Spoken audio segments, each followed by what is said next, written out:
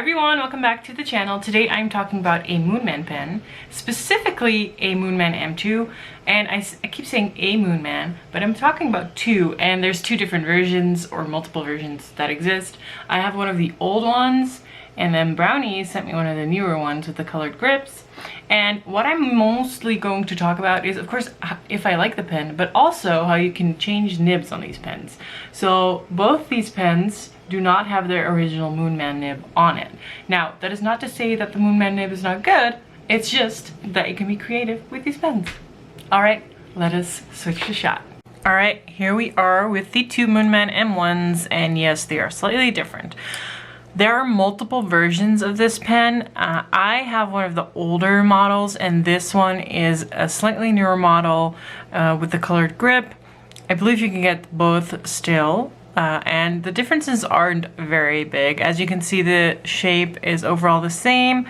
I think mine is a little more pointy, but like it is very, very negligible.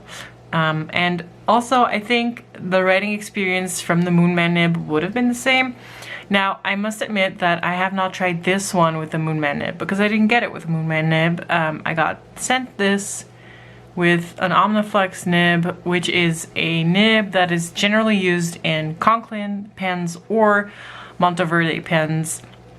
And also I changed out my own nib. So I wanted to talk about this pen in general and about how you're able to change the nibs, or how I did it.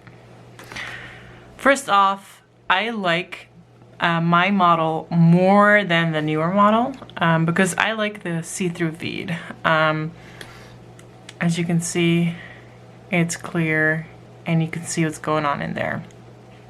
Love the red accent right here that says Moonman.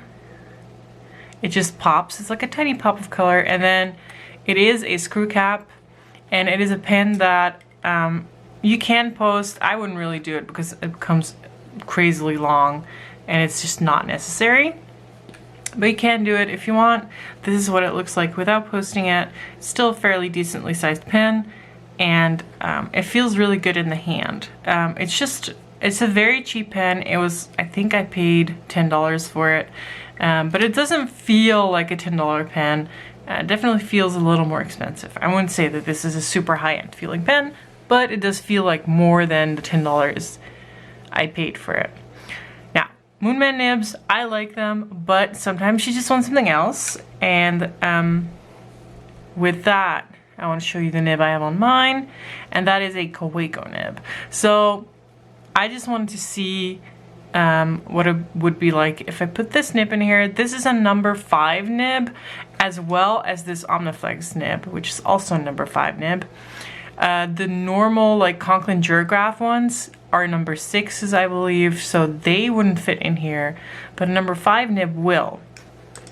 And what I did is I just pulled out the feed and the nib.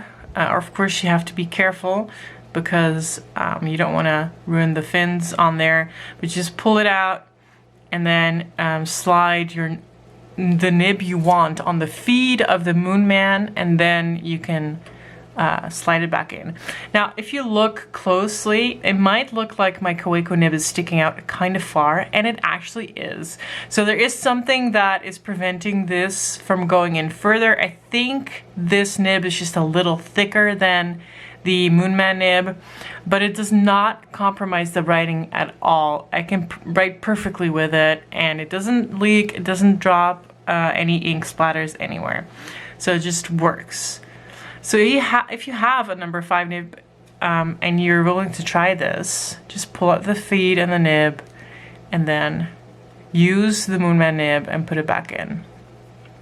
Now, I'm assuming the same happened with this one. I know for a fact it's the Moonman feed, so this is also a different nib on the Moonman feed. And as you can see, it has those nice cutouts, and it's an Omniflex nib, which means you can flex it. I must say my experience with these nibs is not super great, and in general the Monteverde or Conklin nibs are not my favorites. They are very dry. So I'm wondering how it will do with the Moonman feed. Of course, I've already written with it, so I know. But yeah, these are the two Moonmans. I'm just going to do a writing sample with both. I want to emphasize that the Moonman nibs are not bad nibs, but this is just a fun thing you can do. Like you can make a really high capacity eyedropper pen, which this is. You fill the barrel with ink with an Omniflex nib, because you might need a big ink capacity if it actually drops down ink like it should. All right, let us start with, I'm going to start with the Kaweco because it is my favorite. It is a double broad nib, and I think it is a lovely writer. Moonman M2. M2, as you can see, puts down a lot of ink. You can see that shine. And this is a Kaweco BB nib. And that was not fully in shot. I'm sorry about that. The ink is cross violet. And if you know, it's one of my favorite purples. And I love how this ink like clinks to the barrel. Like the barrels just become purple because of it.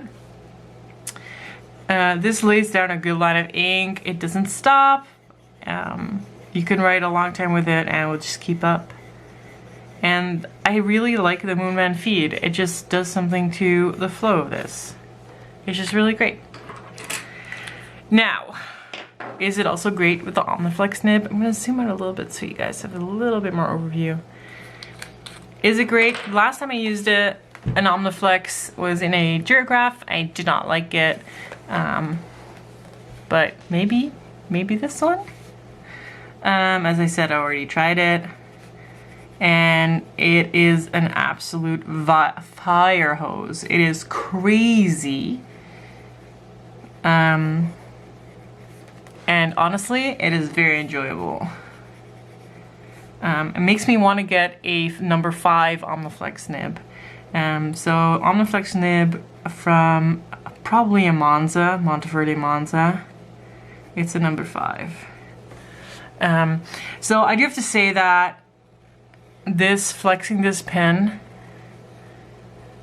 it doesn't feel like I would say flex feels like. It is kind of stiff. It's not bad. I can definitely say that it's better than the nib I've used before. And you can see how wet that is, how much ink is laid down. I have noticed that if you flex it a lot, it does tend to run dry at some point, but I would say that it doesn't do it too fast, and it's like a normal level. So yes, this Moonman combo with the Omniflex nib is a very, very good one.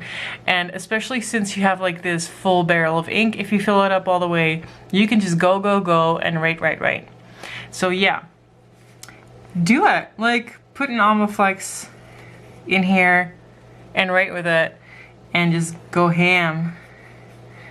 Here you see it doesn't fully keep up. I've been writing with it quite a lot, and this is all pressure and this is all pressure. So, but then what I noticed is that if you just wait a little bit, it'll start up again. Of course, now it will not do that because I am lucky like that.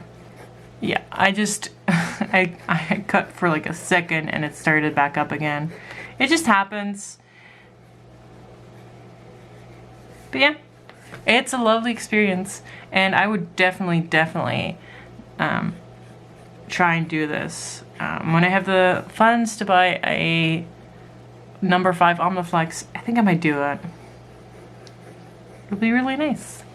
In the meantime, I'll continue to borrow this from Brownie because I can, and I'll continue to use my own.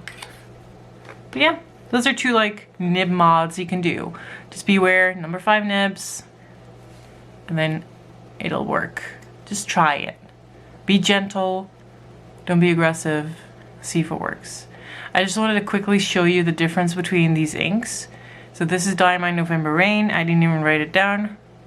Diamine November Rain, and it doesn't cling to the barrel. It just does this weird thing while this completely coats the barrel. Very interesting difference to me.